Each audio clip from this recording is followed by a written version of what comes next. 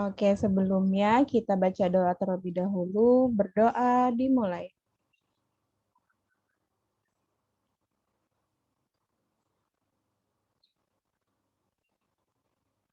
Ya, selesai.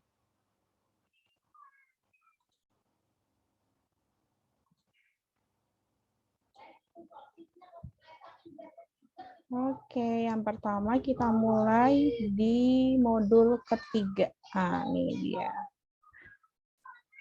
Modul ketiga yaitu bersosialisasi via teknologi konstruksi. Oke. Nah, ini kita belajar tentang teknologi konstruksi. Nah, mengenal produk teknologi konstruksi sederhana yang namanya teknologi seiring seiring bergilirnya waktu, seiring zaman kehidupan manusia selalu berubah. Kehidupan berubah, maka kebutuhan manusia pun ikut berubah gitu. Nah, ini ada contoh nih di sini ada benda konstruksi. Konstruksi itu apa namanya? Perubahan dari ini kan sebenarnya sama-sama untuk tempat duduk. Nah, cuma dikonstruksi sederhana, jadinya kita ubah nih. Ini sebenarnya sama, ini yang sebelah sini bisa untuk duduk, dan sebelah sini juga bisa untuk duduk, dan ini habis dikonstruksi, yaitu habis dirubah menjadi tempat duduk yang sekarang kita kenal gitu. Nah, konstruksi nih, ciri khas dari teknologi konstruksi adalah adanya kegiatan merakit, yaitu menyambungkan satu benda atau lebih menjadi sebuah benda yang lebih baik. Nah, ini perhatikan benda-benda di bawah ini, keduanya dapat dimanfaatkan untuk duduk. Nah, mana yang benda yang habis dikonstruksi? Nah, pasti yang ini dong, merakit kan dari satu benda atau dari beberapa benda menjadi sebuah benda. Nah, yang kedua, kita belajar tentang jenis dan fungsi. Jenis dan fungsi teknologi konstruksi. Teknologi konstruksi merupakan pengembangan dari konsep teknologi rekayasa, yaitu salah satu konsep pembuatan berbagai komoditas yang dikembangkan dengan pemikiran dan perhitungan yang akurat. Nah, intinya dari teknologi ini yaitu berkaitan dengan akurasi ukuran. Nah, teknik ini teknik pembuatan yang efektif dan efisien, teknik penyelesaian, serta elemen estetika yang menyertainya. Jadi lebih bagus dan lebih enak juga kita lihat dan kita pakai gitu. Nah, konstruksi dapat juga didefinisikan sebagai susunan model atau tata letak suatu benda terapan seperti jembatan, seperti rumah, dan lain-lainnya juga. Nah, di sini ada jenis konstruksi sederhana dapat dibedakan berdasarkan bahan yang digunakan. Yang pertama ada yang bahan logam.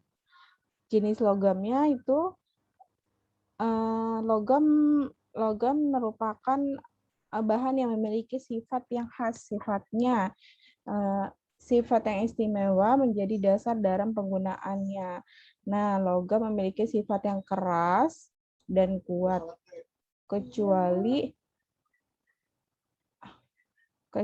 raksa ya, dapat ditempatkan dan dapat direnggangkan. Nah, terus juga logam juga konduktor listrik yang baik, penghantar panas yang baik juga. Logam bisa mengkilap jika digosok ataupun terkena cahaya. Nah, contohnya di sini ada emas, ada perak, ada perunggu. Gitu. Terus ada lagi ada tembaga, ada kuningan, ada besi, aluminium, dan timah. Nah, biasanya yang untuk membuat perabotan atau peralatan alat rumah tangga itu adalah aluminium yang penghantar panasnya baik dan juga ringan. Nah, yang kedua ada penggolongan bentuk logam di pasaran. Ada besi cor, yaitu berdasarkan bentuknya baja, tulangan, beton dibedakan menjadi dua jenis, yaitu baja tulangan beton polos sama baja tulangan beton sirip. Nih, ini perbedaannya. Ini yang polos, dan ini yang siripnya gitu.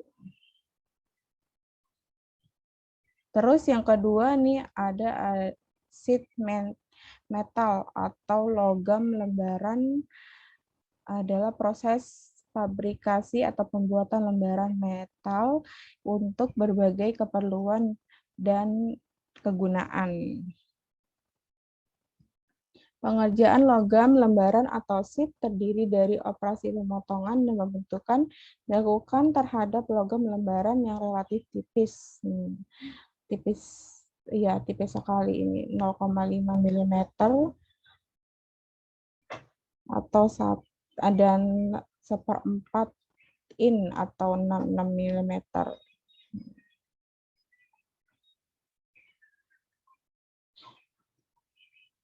Nah, di sini untuk yang logam lembaran atau sheet itu ada pemotongan atau cutting, ada pembengkokan, dan ada penarikan atau drawing. Lanjut. Oh, ini masih tetap berbicara dengan logam, karena ini karakteristik tepi guntingan lembaran di bagi atas menjadi ada roll-over. Nah, roll-over itu daerah bagian atas dari permukaan pemotong benda kerja yang merupakan daerah asal terjadinya. Ada lain-lain nih ya, yang tepi guntingannya ada roll-over, ada barniz, ada fractum zone, ada burr. Nah, nanti kamu bisa lihat sendiri pengertiannya. Dan ada operasi dalam pengerjaan Kempa. Nah, ada yang sharing, ada blacking, ada pershing. Nah, gitu. Nah, yang ketiga di sini ada plat atau plat. Yaitu bahan baku logam yang berupa lembaran ketebalan bahan lebih dari 1/4 inci. Ada plat yang aluminium, ada plat yang stainless steel. Aluminium ini di sini juga ada kekurangannya pastinya. Dari bahan-bahan ini semua ada kelebihan dan kekurangannya. Nah, untuk yang kekurangannya di sini, dari jenis plat ini tidak dapat tahan terhadap zat-zat asam, bahan-bahan alkali seperti sabun dan soda. Dan juga harga jual plat besi aluminium ini sendiri yang cukup murah, sehingga tidak sedikit produsen yang menggunakan bahan ini sebagai material bahan produksi. Dan ada juga yang plat stainless steel. Nah, di sini kalau untuk yang plat stainless steel ini memang banyak digunakan untuk peralatan rumah tangga, ya. Seperti dia juga tahan panas dan ataupun tahan yang lainnya juga. Nah, di sini ada plat besi baja, ada plat kuningan juga. Oke, yang ini bisa nanti kalian baca-baca sendiri ya. Yang selanjutnya, nah yang ini ada teknik mengolah logam.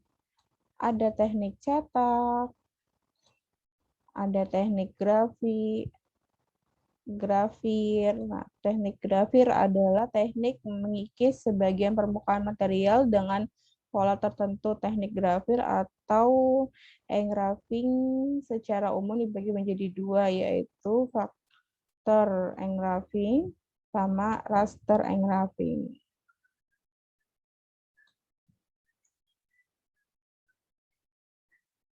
Yang ketiga, ada teknik etsa dan teknik bubut. Nih, seperti ini. Nih, kalau ini hasil dari etsa, teknik cetak yang menggunakan media cetak berupa lempengan tembaga untuk pembuatan klise acuan. Dilakukan dengan penggunaan parutan asam nitrat yang bersifat korosif terhadap tembaga. Jika dibandingkan dengan engraving, etsa memiliki kelebihannya. Nah, ini ada bentuk-bentuknya dari teknik etsa, ada teknik bubut, dan yang terakhir ada teknik ukir. Gitu. Lanjut, kita ke konstruksi bahan kayu. Jenis kayu. Nah, kayu merupakan bahan alam atau bahan kita ambil dari pohon, dari hutan. Kayu merupakan bahan di bangunan yang banyak disukai orang atas pertimbangan penampilan maupun kekuatannya. Nah, untuk bahan kayu ini memang banyak juga kita gunakan untuk peralatan rumah tangga. Dari aspek kekuatannya cukup kuat dan kaku walaupun kayu tidak sepadat bahan baja atau bahan beton. Nah, kayu ini dikerjakannya bisa disambung, dilem, ya disambungnya bisa dilem, bisa dipaku gitu. Dan bahan kayu ini bahan bangunan yang ramah lingkungan.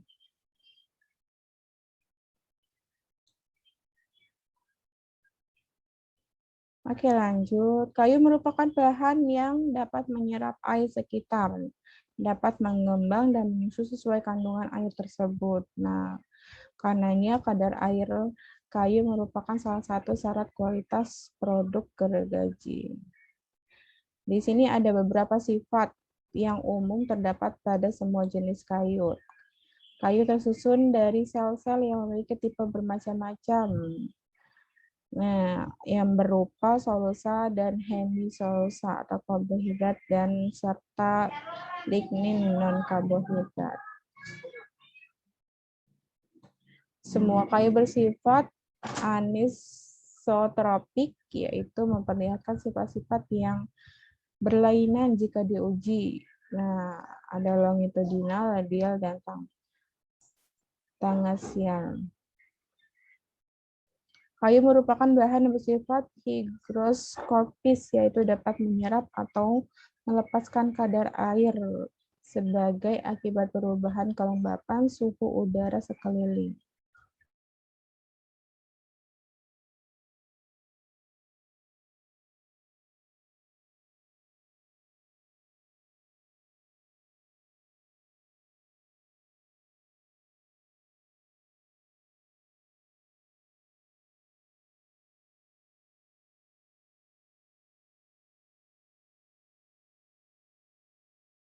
Oke, kita lanjut. Yang keempat, kayu dapat diserang oleh hama atau penyakit. Nah, yang sering yang kekurangannya dari kayu adalah banyak diserang oleh hama, yaitu seperti rayap, ya. Apalagi kalau dia keadaannya kering gitu. Nah, kayu dibagi menjadi 4, yaitu ada kayu istimewa seperti kayu balsa, jati, eboni, cendana, salimuti. Yang kedua ada kayu yang kelas kayu awet, seperti kayu rengas, cempaka, govasa, sono kembang, ulin, dan bungur. Kayu cukup awet dan kayu agak awet atau tidak awet. Nih, banyak ya di sini contoh-contohnya. Berarti kita kalau misalnya mau menggunakan kayu untuk peralatan rumah seperti lemari ataupun seperti tempat kasur itu bisa menggunakan kayu istimewa ataupun kayu yang awet gitu. Dan pastinya memang kayu-kayu yang bagus ini harganya juga lebih lumayan daripada yang lainnya gitu. Tapi kita melihat untuk kualitasnya. Nah, di sini ada jenis kayu. Yang pertama, kayu jati. Kayu ini banyak digunakan untuk perabotan rumah tangga dan pekerja kerajinan. Kayu jati nih. Kayu jati memiliki sifat yang renyah sehingga mudah untuk dibentuk sesuai keinginan pembuatannya. Yang kedua ada kayu mahoni, bisa dibaca ya sendiri ya, kayu sono keling, ada kayu eboni, ada kayu balsa, julutung, dan sono kembang. Nah, bisa terlihat nih mana yang lebih cocok, mana yang lebih bagus untuk perabotan rumah tangga dan lebih awet. Tuh.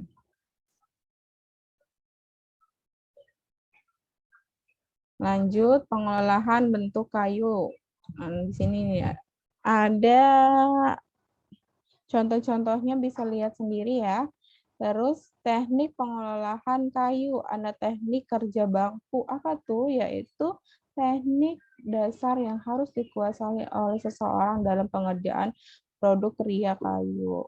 Pekerjaan kerja bangku, penekanan pada pembuatan benda konstruksi dengan alat tangan, dan dilakukan di bangku kerja. Ada lagi yang kedua, teknik bubut, yaitu proses kerja teknik bubut. Ada juga nih teknik bubut. Yang ketiga ada teknik ukir, ya seperti mengukir patung gitu. Bisa pakai cukilan kan kalau teknik ukir itu. Lanjut ke sambungan dan penguatan konstruksi, yaitu sambungan bahan logam, teknik patri. Oh, patri itu apa ya? Di sini ada sih teknik patri juga. Pematrian, yaitu suatu metode penyambungan bahan logam di bawah pengaruh panas, seperti di apa ya namanya? Dilas kalau nggak salah tuh. Dilas campuran logam atau tambahan logam atau campuran logam. Gitu. Pematrian ini dapat dipertimbangkan untuk diterapkan pada kondisinya nih sebagai pengelas tuh. Salah satu sebagai pengelas, juga untuk menyambungkan logam yang titik lemburnya sangat berbeda seperti baja, kuningan, tembaga, dan logam keras. Untuk menyambung benda kerja yang sangat kecil, sangat tipis atau bentuknya istimewa dan tebal. Dan tebalnya sangat berbeda. Untuk pekerjaan perbaikan, bagian yang peka terhadap panas seperti kakas untuk menghadapkan sambungan wadah atau retak-retak yang lain.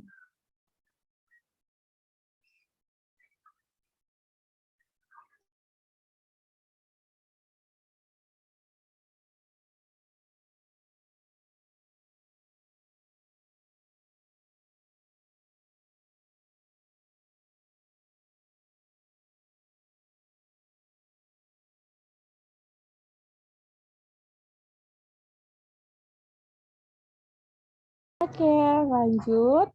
Untuk sambungan bahan logam ada tuh teknik las. Ini sama seperti teknik patri.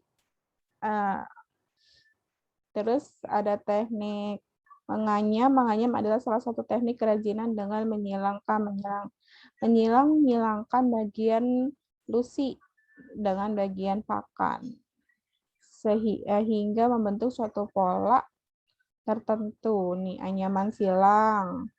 Ada anyaman silang ganda, silang tunggal, dan silang ganda. Anyaman 3 sumbu, dan ada anyaman 4 sumbu. Nah, sambungan dan penguatan bahan kayu. Nih, seperti ini. Tuh. Nah, ini adalah yang perabotan rumah tangga bisa menggunakan teknik seperti ini agar kuat. Sambungan kayu ke arah memanjang, ada yang melebar dan menyudut. Ini bisa kalian baca sendiri ya. Kita lanjut ke merancang produk teknologi konstruksi sederhana, yaitu membuat sketsa produk teknologi konstruksi sederhana. Nah, kalau ini contohnya Mas seperti kita bermain Lego ya, atau pasang-pasangan gitu.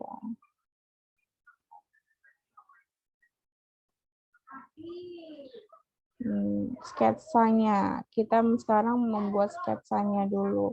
Nih, buatlah gambar sketsa idemu sebanyak-banyaknya dapat berupa variasi produk. Satu produk memiliki fungsi yang sama namun dengan bentuk yang berbeda. Produk dengan bentuk yang sama dengan warna dan motif yang berbeda. Yang penting kita buat sketsanya dulu. Contoh gambar sketsa produk konstruksi sederhana. Yang selanjutnya membuat produk teknologi konstruksi sederhana, yaitu pembuatan perencanaan untuk proses produksi atau proses pembuatan produk. Nah, disebutkan langkah-langkahnya, menentukan produk yang akan dibuat, masalah sebagai awal proses perancangan. Yang kedua, perencanaan bentuk produk yang dibuat atau desain. Seperti gambar, seperti ukuran, keterangan sebagai upaya pemecahan masalah.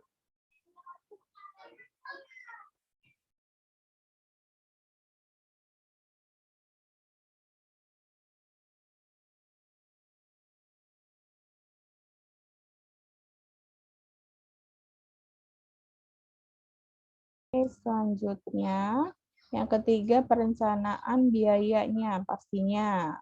Modalnya seperti alat dan bahannya apa saja yang harus dibeli, terus apa saja yang harus diganti. Bisa jadi yang tenaga manusia kita bisa ganti dengan tenaga listrik ataupun ataupun belum cukup untuk menggunakan tenaga listrik, kita bisa menggunakan tenaga manusia atau manual. Dan proses pembuatannya. Yang terakhir finishing, habis itu baru pengemasan gitu.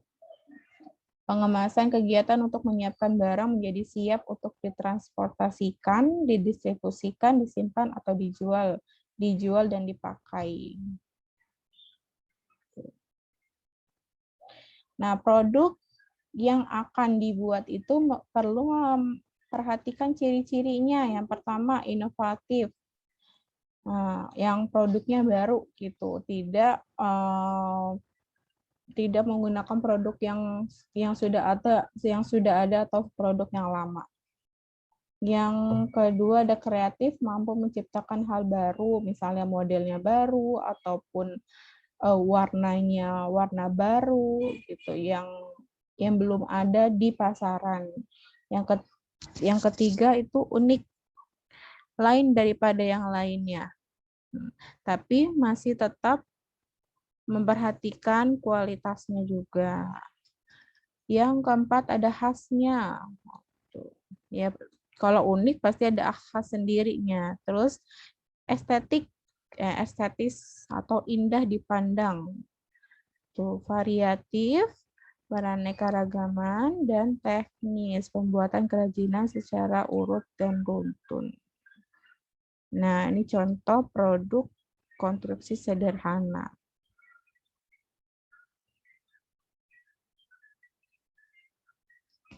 Lanjut, beberapa teknik yang dapat kamu manfaatkan dalam pembuatan produk konstruksi sederhana. Ada teknik potong, Ada teknik sambung, potong berarti dibagi menjadi 2 atau bagi jadi 3 atau sebanyak mungkin.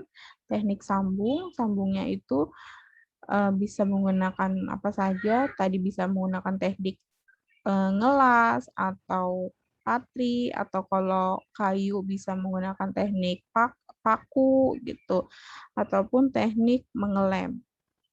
Teknik konstruksi, teknik dengan cara mencetak atau menyusun atau membentuk bahan yang sesuai model atau produksi kerajinan yang akan dibuat. Kalau teknik konstruksi ini seperti teknik pembuatan ukir kayu. Kita bisa mencetak sesuai dengan model. Jenis bahan yang dapat dibuat. Ini ada bahan yang keras, seperti kayu, batu, kaca, baja, aluminium, bahan yang lunak, seperti tanah liat, gipsun, lilin, atau sabun. Bahan organik itu biasanya seperti dari tumbuh-tumbuhan, seperti rotat, kayu, daun karet, eceng gondok, ataupun dari bambu, ataupun pokoknya dari segala macam dari tumbuhan gitu. Yang selanjutnya ada bahan anorganik, yaitu buatan manusia, ya, dan tidak dapat diperbarui, yaitu seperti kain sintetis, plastik, besi, tembaga, sabun, perak, dan lain-lain. Dan ada juga bahan daur ulang seperti ada yang alami seperti pelepah pisang, cangkang kerang, kertas, atau kardus kulit telur, bulu ayam.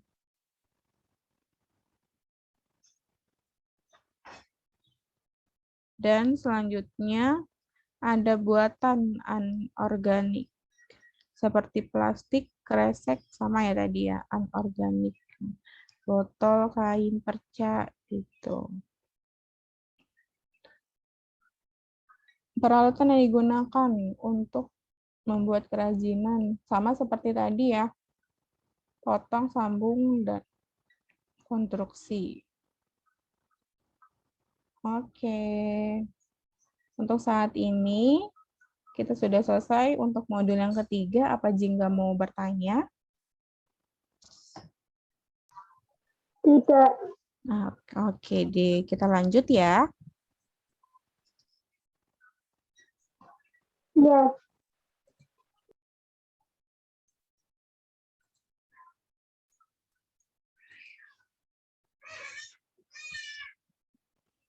Lanjut yang modul keempat, yaitu mengenal kayu dan fungsinya. Dari tadi kita mengenal besi dan kayu, sekarang mengenal kayu dan fungsinya.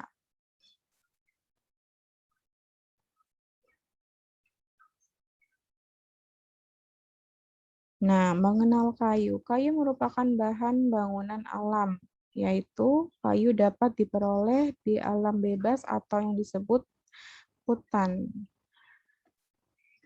Hutan Indonesia dikelola oleh pemerintah, termasuk penebangan. Kita berarti kalau mau mengambil kayu itu harus sudah dengan perizinan. Apakah kayunya itu sudah cukup kuat atau sudah bisa untuk kita tebang.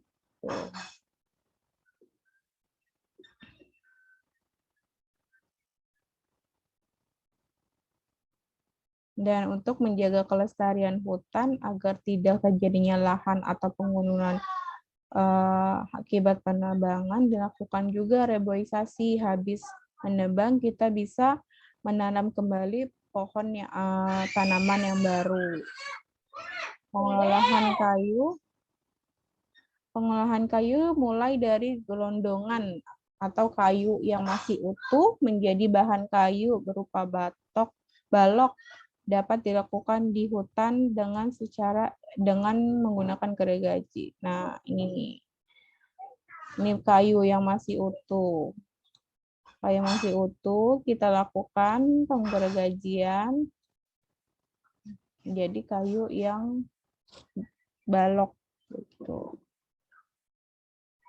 Nah, ini cara penyimpanan kayu apabila sudah dilakukannya penggergajian kayu, penghalusan kayu, bisa seperti ini kayunya.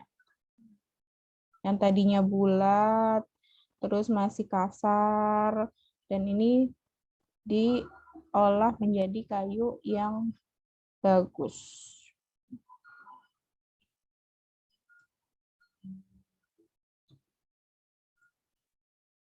Nah, di sini juga kayu harus disimpan atau dilindungi dengan baik guna menghindari cacat-cacat kayu seperti melengkung, membusuk, retak, dan sebagainya sebelum dijual dan digunakan oleh konsumen. Cara pengawetan kayu bisa dilakukan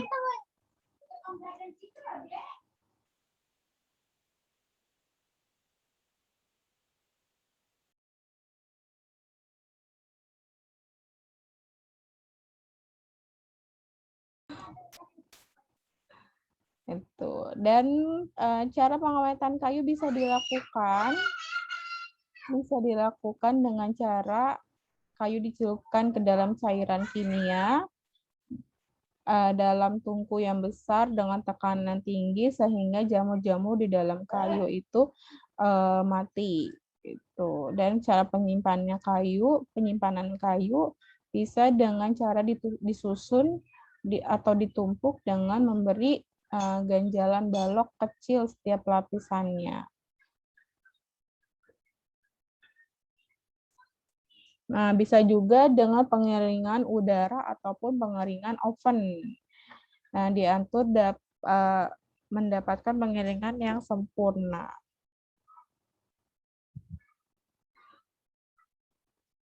Penebangan kayu dilakukan bila pohon telah cukup umurnya. Untuk mendapatkan mutu yang baik, batang dari pohon merupakan bagian yang menghasilkan kayu untuk bahan bangunan. Bahan kayu keras yang diameternya tidak kurang dari 20 cm dan panjang bagian lurus minimal 1 meter. Yang baiknya diameternya tidak kurang dari 20 cm dan lurusnya minimal 1 meter. Yang kedua yaitu jenis kayu. Nah, di Indonesia merupakan negara penghasil kayu yang sangat banyak, baik jumlah maupun jenisnya. Nah, oleh karena itu penggunaan kayu sebagai bahan alat rumah tangga sampai dengan konstruksi bangunan bila ditinjau dari segi ekonomisnya sangatlah menguntungkan. Pohon yang baru ditebang masih berupa gelondongan atau dolken. Kemudian dengan cara digergaji menghasilkan batang bentuk 4 atau persegi panjang atau bujur sangkar yang dinamakan balok. Nah, dan seiring perkembangan teknologi dan tuntutan kebutuhan manusia, kayu dapat diolah tidak hanya sekedar untuk kebutuhan bangunan rumah saja, tetapi kini berkembang untuk berbagai sektor keperluan, antara lain dinding, ataupun plafon, ataupun pintu, jendela, atau furniture yang lain-lainnya. Kayu yang baru ditebang, lalu digergaji menjadi balok-balok atau persegi panjang seperti ini. Lanjut, jenis kayu olahan antara lain ada veneer, yaitu lembaran kayu tipis. Terus ada plywood, ada blackboard, ada juga particle board, medium density fiber. Nah, ini adalah jenis-jenis kayu. Nah, selanjutnya, Indonesia mempunyai banyak sekali jenis pohon, kurang lebih ada 3.000 jenis pohon. Tetapi baru kurang baru 150 pohon yang diselidiki. Nah, ini salah satunya nih jenis-jenisnya. Ada jati, yaitu kayu yang cukup terkenal di Indonesia untuk perabotan rumah tangga. Ini terdapat di Pulau Jawa dan Madura. Warna kayunya ini coklat tua ataupun coklat muda. Kekuatannya termasuk kekuatan kelas 2. Lumayan ya ini ya. Ada sono keling. Sama juga terdapat di Pulau Jawa, kekuatannya termasuk kekuatan kelas 2 awet. Keawetannya termasuk kelas 1. Ini kebanyakan digunakan untuk pembuatan mebel dan patung. Yang ketiga ada kayu meranti, yaitu ada meranti putih sama meranti merah, dia jenisnya. Ini kekuatannya termasuk sama kelas 2. Tuh. Yang keempat ada pulai. Kalau di Jawa Barat disebutnya lame. Di Jawa Tengah disebutnya pule. Di Madura disebutnya polai. Kayu ini warnanya kuning muda agak kemerahan. Terus kekuatannya kelas 4 dan 5.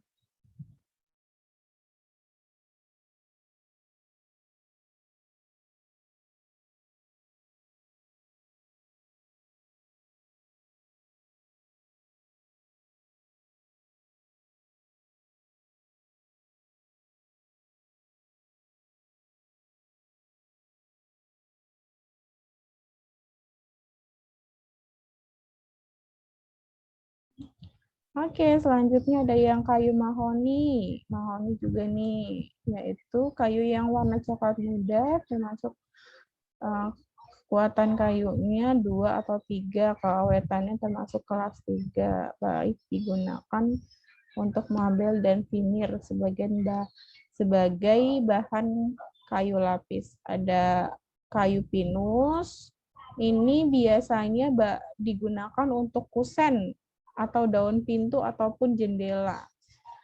Dan ada kayu sungkai. Kayu ini perdagangannya ada di Sumatera dan di Kalimantan Barat.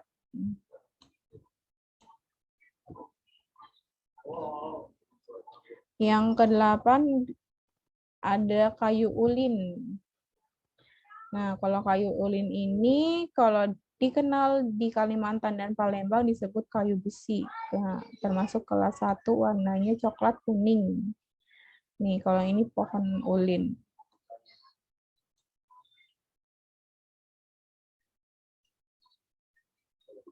Selanjutnya, hubungan dan sambungan kayu. Nah, hubungan. Untuk memenuhi syarat kekokohan ini, maka sambungan dan hubungan-hubungan kayu harus memenuhi syarat-syarat sebagai berikut. Sambungan harus sederhana dan kuat. Harus terhindari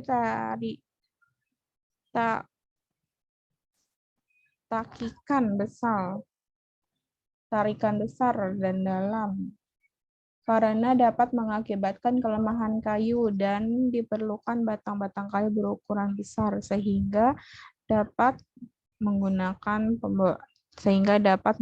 pemborosan.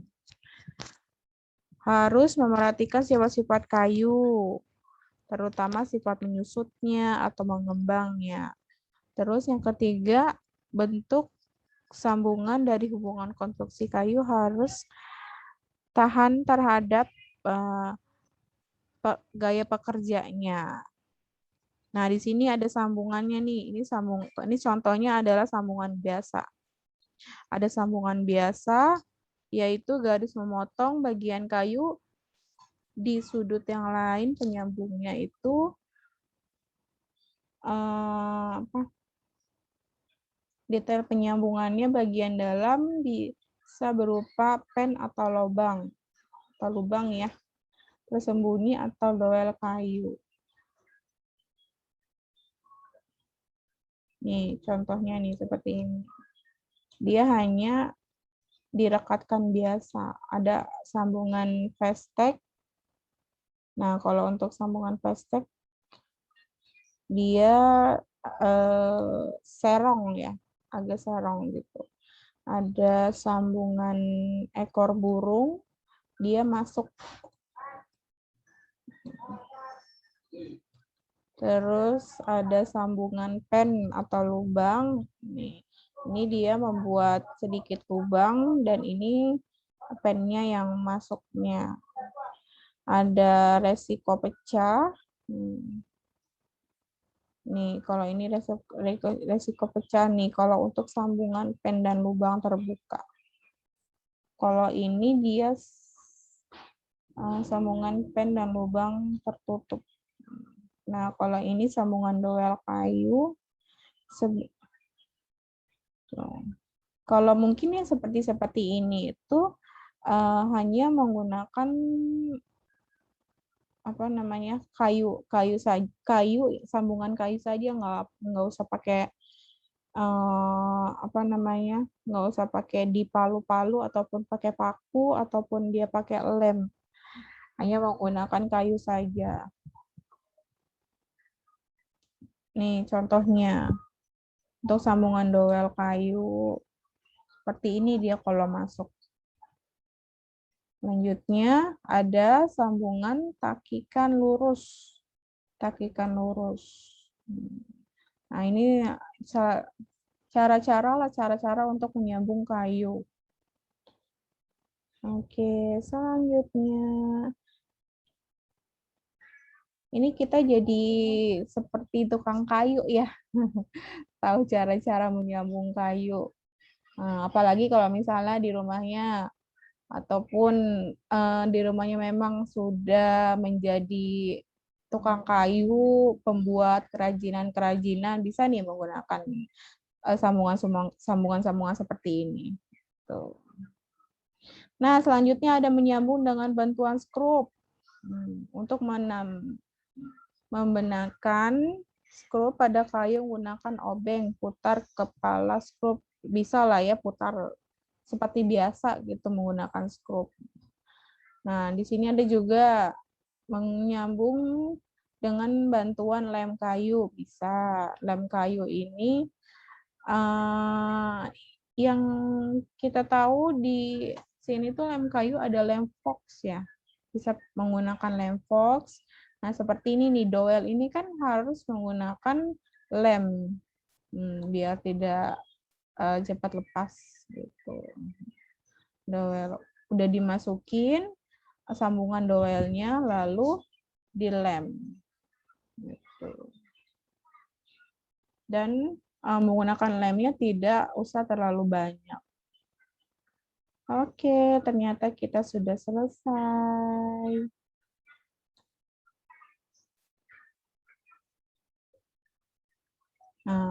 Oke, hingga kita sudah selesai untuk pembelajaran kali ini untuk modul 3 dan 4-nya. Apakah ada yang mau ditanyakan?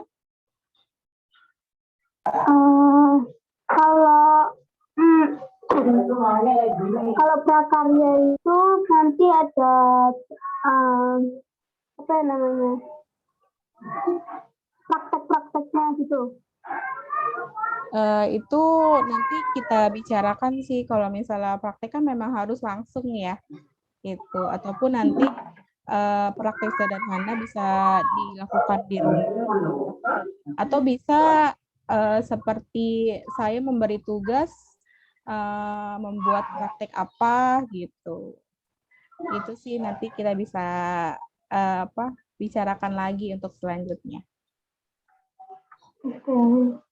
Ya, tadi pembahasannya ngerti sih semuanya, alhamdulillah. Alhamdulillah. Oke deh, memang untuk yang kemarin kan yang awal-awal itu masih pengenalan untuk prakarya. Sekarang kita sudah masuk ke pembahasan yang lebih intinya lagi. Gitu. Oh iya, untuk Jingga sendiri, ini kegiatannya apa nih sehari-hari? Oh, di rumah. Ini kan ayah kan habis nggak ada, lagi nggak ada, tinggal. Jadi ngurusin rumah itu. Atau ada kegiatan yang lain seperti atau kerja atau Ada sih itu. Biasanya dia kan tetap les di sini, les bahasa Arab. oh gitu.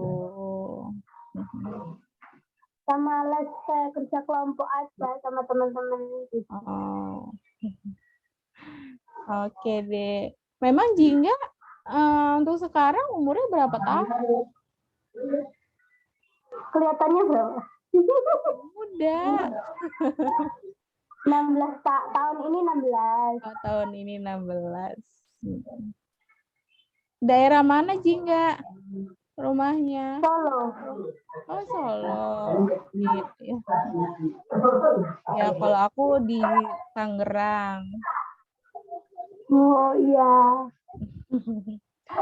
Oke deh, kalau gitu pembelajaran kita hari ini sudah selesai ya Jingga ya. Iya.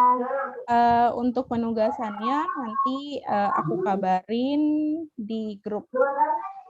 Oke. Oke.